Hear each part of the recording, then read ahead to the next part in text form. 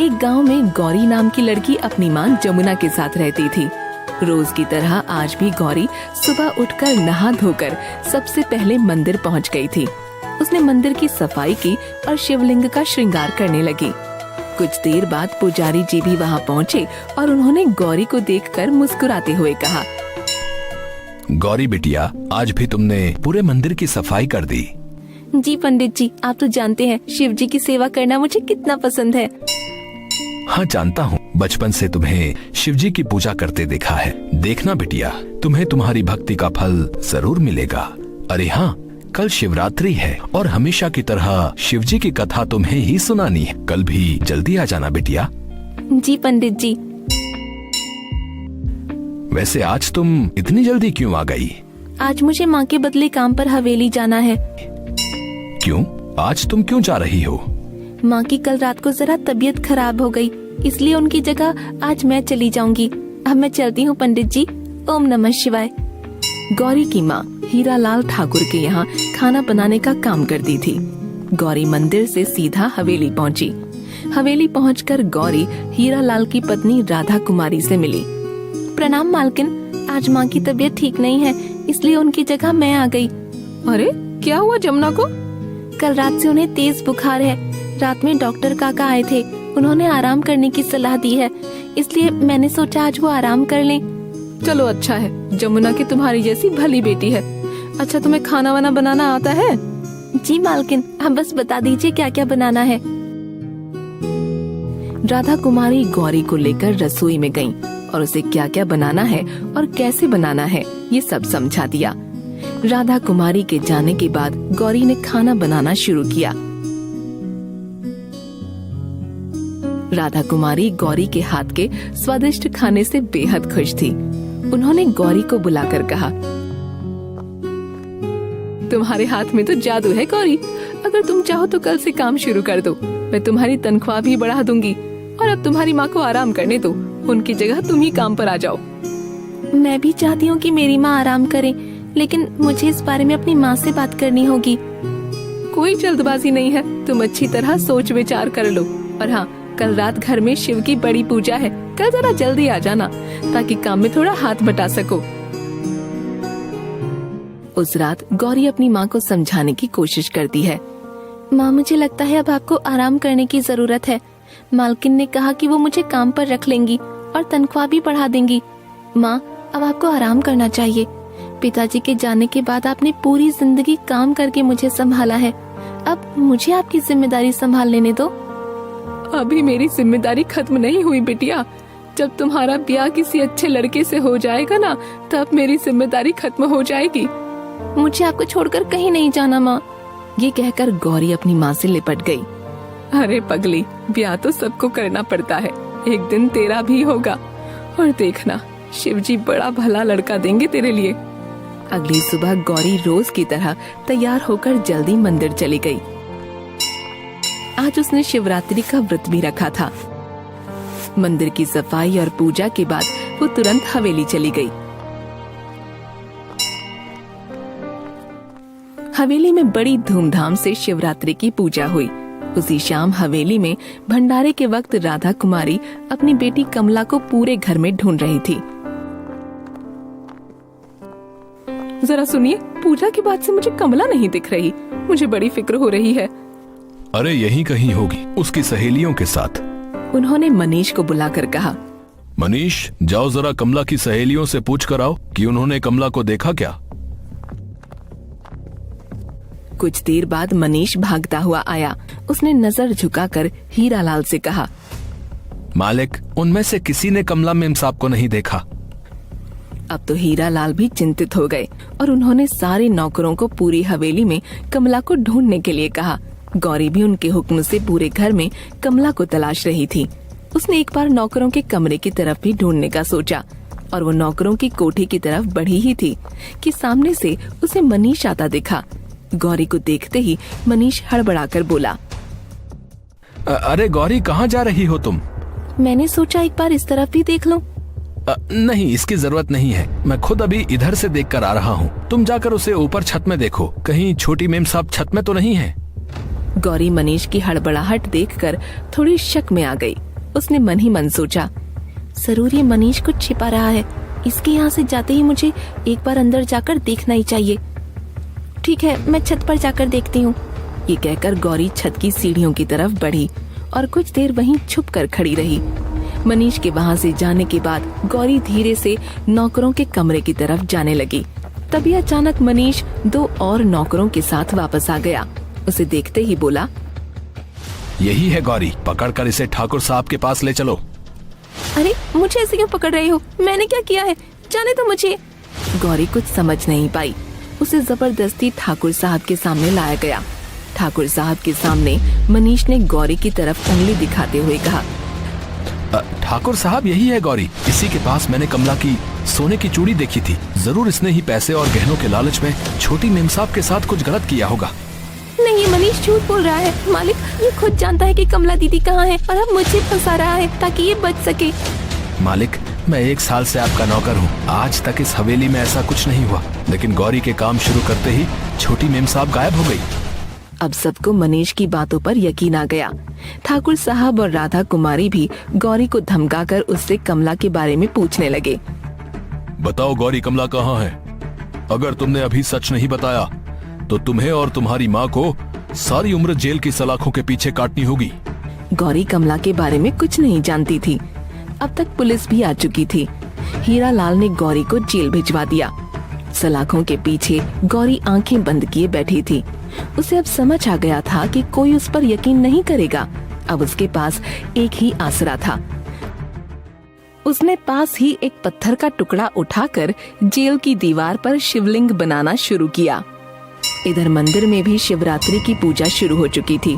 जोर जोर से मंदिर की घंटियां बज रही थीं और तेज आंधी तूफान चल रहा था। शिवलिंग पर बेल पत्र चढ़ाते हुए पंडित जी बोले, हे भोलेनाथ, ये कैसा तूफान है?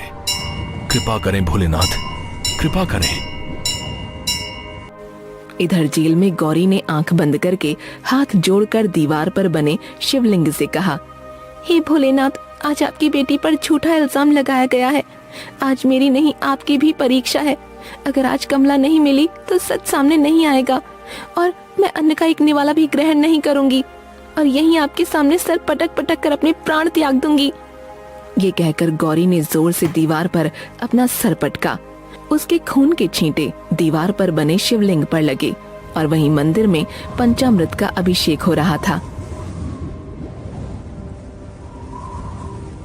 उसी वक्त एक तेज ज्योतिपुंज मंदिर के शिवलिंग से निकलकर बाहर आया और शिव जी के रूप में प्रकट हुआ। फिर उन्होंने एक कुत्ते का रूप धारण किया और भागते हुए हीरा लाल के घर जा पहुंचा। उस वक्त मनीष अपने हाथ में गहनों की गठरी लिए छुपकर भाग रहा था, लेकिन कुत्ते ने जोर से उसके पैर पर काट लिया और उसकी चीख निकल पड़ी।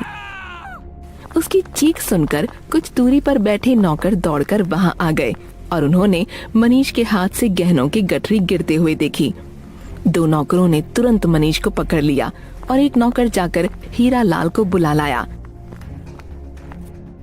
मनीष के पास गहनों को देखते ही राधा कुमारी हैरानी से बोली, ये तो कमला के गहने हैं। बता, मेरी बेटी के गहने तेरे पास कैसे आए? नमक हराम, जल्दी बता।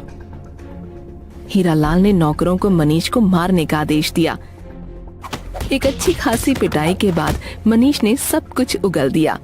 नौकरों की मार से डरकर मनीष गिड़गिड़ाते हुए बोला, मालिक, मालिक माफ कर दो मालिक, मुझे लालच आ गया था। मैं पूजा के वक्त सबको व्यस्त देखकर मालकिन के कमरे में गहने चुराने गया था। जब छोटी मेम साहब ने मुझे चोरी करते देख लिया, इसलिए घबराहट में मैंने उन्हें बेहोश करके छिपा दिया ताकि वो किसी को कुछ न बताए। मनीष ने बताया कि उसने कमला को उसके कमरे के ट्रंक में छुपा कर रखा है। उन्हें कमला मनीष के कमरे में ट्रंक में मिली। कमला के मुंह में और हाथ पैर में पट्टी बंधी हुई थी और वो ट्रंक में घुटन से बेहोश हो चुकी थी। हीरालाल समझ चुके थे कि गौरी की वाकई कोई गलती नहीं थी। उन्होंने तुरंत कोतवाली में खबर करवाई और मनीष को जेल भिजवा दिया और खुद जाकर गौरी को छुड़वा कर लाई। हीरालाल और उनकी पत्नी राधा कुमारी ने गौरी से माफी मांगी और उसे बदले में अच्छा इनाम भी दिया। उस दिन के बाद से गौरी की शिव भक्ति की चर्चा पूरे गांव में चलती रही। अगली सुबह जब गौरी की माँ को इस सब की खबर लगी तो उन्होंने भी गौरी के साथ मंदिर में जाकर गौरी का साथ देने के लिए शिव जी का धन्यवाद दिया। एक बार की बात है, एक गांव में किशोर नाम का एक दूधिया रहता था। किशोर ने कई सारी गायें पाल रखी थी। किशोर और उसकी पत्नी माला गायों की बड़ी सेवा करते थे। दोनों मिलकर गायों को अच्छे से चारा पानी देते थे और दूध के समय दूध निकाला करते थे। फिर किशोर सारा दूध ले जाकर अपने लगे बंधे ग्राहकों के घर दे आया करता था।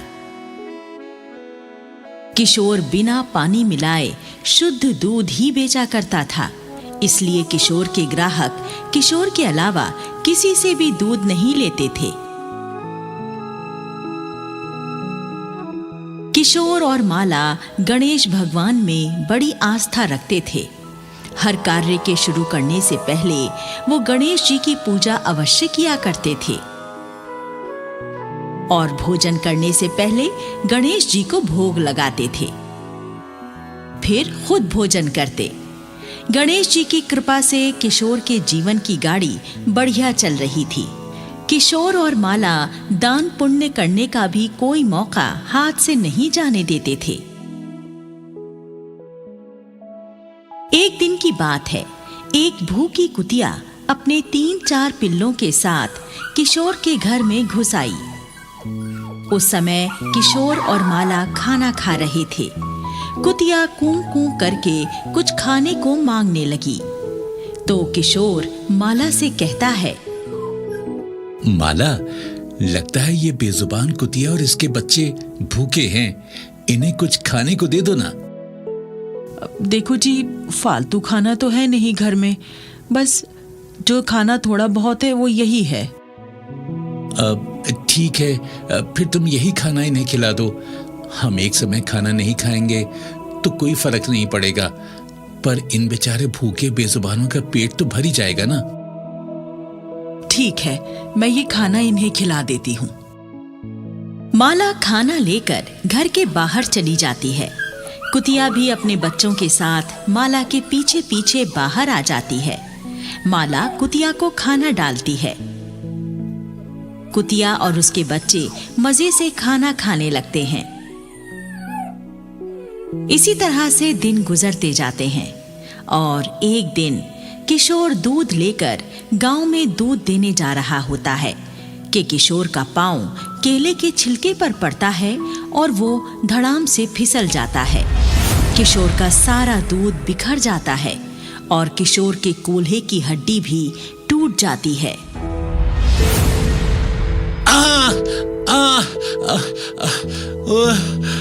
मर गया रे।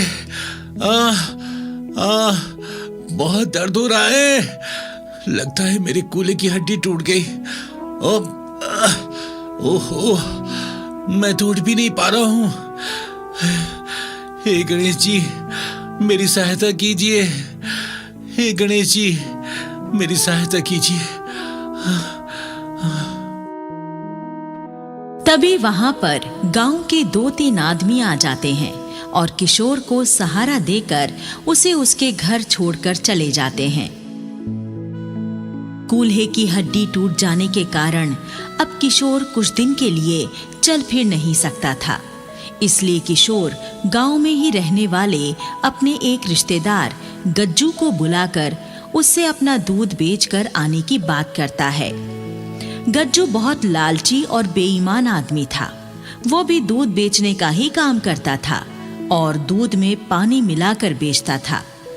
इस गांव के लोग गज्जू की बेईमानी के बारे में जान चुके थे, इसलिए वो दूसरे गांव में दूध बेचा करता था। गज्जू किशोर से उसका दूध बेचकर आने के बदले अपनी शर्त बताता है।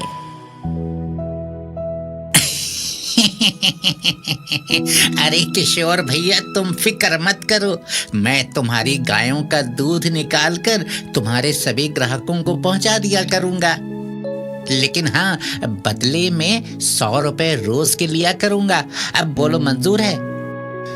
हाँ, ठीक है भैया, अब मंजूर है गज्जू भैया। हाँ, अब गज्जू रोजाना किशोर की गायों को दुहता और दूध ले जाकर ग्राहकों तक पहुंचा देता और अपने तय किए हुए 100 रुपए किशोर से शाम को ले लेता।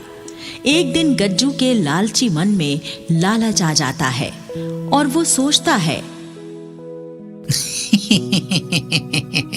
अरे ये किशोर तो कोरा मूर्ख है, मूर्ख, जो प्योर दूध लोगों को बेचता है। क्यों ना मैं दूध में आधा पानी मिलाकर बेचूं? किसी को कुछ भी पता नहीं चलेगा और मुझे काफी मुनाफा भी हो जाया करेगा। गज्जू ऐसा ही करने लगता है और वो किशोर वाले दूध में आधा पानी मिलाकर दूध बेचने लगता है। 1-2 दिन बाद ही ग्राहक गज्जू से दूध पतला होने की शिकायत करने लगते हैं। क्यों रे गज्जू, किशोर जब तक दूध दे रहा था तब तक तो दूध काफी गाढ़ा था, मलाई भी खूब मोटी उतरती थी, पर जब से तू दूध ला रहा है दूध काफी पतला हो गया है। ऐसा तो नहीं तूने पानी मिलाना शुरू कर दिया हो? ना बहन जी, असल में बात ये है कि आजकल गर्मी काफी बढ़ गई है, गाय पानी ज्यादा पीने लगी है, बस इसी वजह से दूध थोड़ा पतला हो गया है। इसी तरह कुछ दिन और गुजर जाते हैं और गणेश महोत्सव आ जाता है। किशोर हर गणेश महोत्सव पर गणेश जी के मंदिर में अपनी गायों का दूध फ्री पहुंचाया करता था।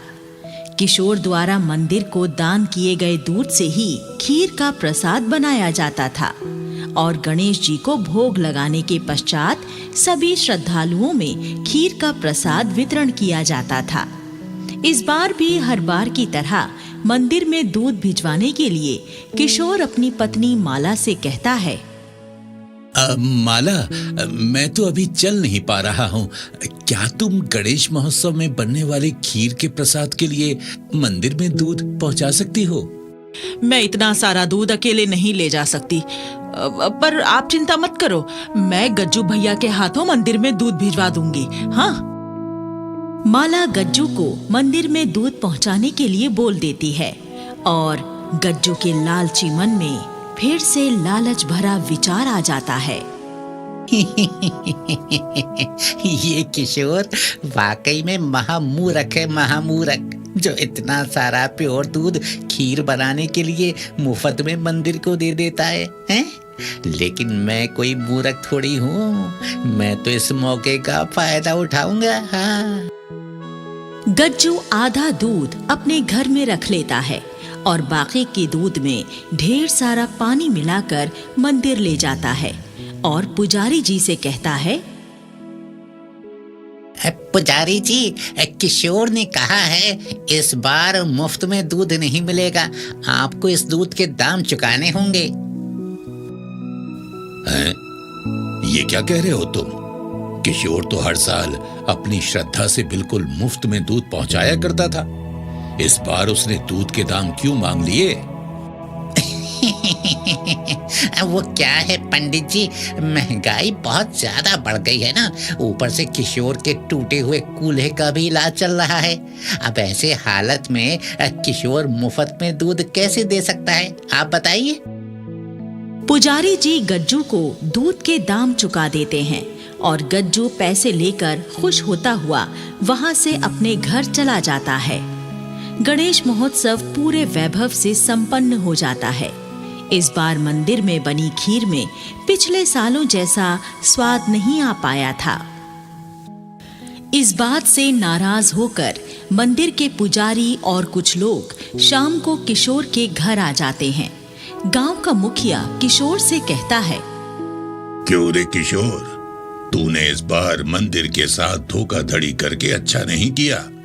तूने पानी मिला दूध प्रसाद की खीर के लिए भिजवाया और दाम वसूले प्योर दूध के। तू अब इस गांव में रहने के लायक नहीं है। गांव का मुखिया होने के नाते मैं तुझे गांव से निकल जाने का आदेश देता हूँ। 2 दिन के अंदर इस गांव को छोड़कर चला जा। ये आप क्या बोल रहे हैं मुखिया जी, मैं कुछ समझा नहीं। अब तुझे समझाने का समय नहीं है हमारे पास। 2 दिन में इस गांव को छोड़कर चला जा, नहीं तो हमसे बुरा कोई नहीं होगा। सारे लोग किशोर की बात सुने बिना ही वहां से चले जाते हैं। मुखिया का फरमान सुनकर किशोर और माला बहुत ज्यादा परेशान हो जाते हैं। दोनों गणेश जी की प्रतिमा के आगे हाथ जोड़कर प्रार्थना करने लगते हैं। हे गणपति बप्पा, आप तो विघ्नहर्ता हो, मुझ गरीब को भी इस मुसीबत से बचा लो। आपको तो सच्चाई का पता है बप्पा। मुझ पर जो आरोप लगाया गया है वो निराधार है। मैंने तो पूरी श्रद्धा से मंदिर के प्रसाद के लिए प्योर दूध भिजवाया था। मैंने तो दूध का कोई पैसा भी नहीं दिया। फिर मुझे दोषी क्यों बनाया जा रहा है भगवान? मेरी सहायता करो गणपति, मेरी सहायता करो। उसी रात की बात है, गज्जू के घर में 2 चोर आ जाते हैं और गज्जू को खंबे से बांधकर डंडों से उसकी खूब पिटाई करते हैं और उसके घर का सारा सामान और उसकी 3 गाय खोल कर ले जाते हैं। किशोर जब सो रहा होता है तो उसके सपने में गणेश जी आते हैं और कहते हैं, किशोर, मैं तुम्हारी सच्ची भक्ति से अति प्रसन्न हूं। मेरे होते कोई मेरे भक्त को कष्ट नहीं पहुंचा सकता।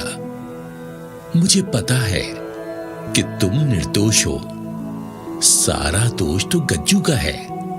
उसी ने सारी धोखाधड़ी की है। शुद्ध दूध में पानी की मिलावट करके उसी ने तुम्हें बदनाम किया है। परंतु वो दुष्ट अपने दुष्कर्मों की सजा पा चुका है। तभी किशोर की आंख खुल जाती है और वो क्या देखता है कि गणेश जी सचमुच ही उसके सामने खड़े हुए हैं और कह रहे हैं, मेरे प्रिय भक्त, अब तुम्हें किसी प्रकार की चिंता करने की आवश्यकता नहीं है। मेरी कृपा सदैव तुम पर बनी रहेगी। तुम पहले की भांति सुख से अपना जीवन व्यतीत करना। किशोर बिस्तर से उठकर खड़ा हो जाता है और गणेश जी को प्रणाम करता है। गणेश जी के आशीर्वाद से किशोर का टूटा हुआ कूल्हा भी एकदम ठीक हो जाता है। फिर गणेश जी अंतर्ध्यान हो जाते हैं। अगले दिन किशोर मंदिर जाता है और पुजारी जी को सारी राम कहानी सुनाता है। गांव वालों को भी गज्जू की धोखाधड़ी के बारे में पहले से ही मालूम था। सारे गांव वाले मिलकर लालची दूध वाले गज्जू को गांव से भगा देते हैं और फिर से किशोर से ही दूध लेने लगते हैं। गणेश जी की कृपा से किशोर फिर से सुखी जीवन यापन करने लगता है।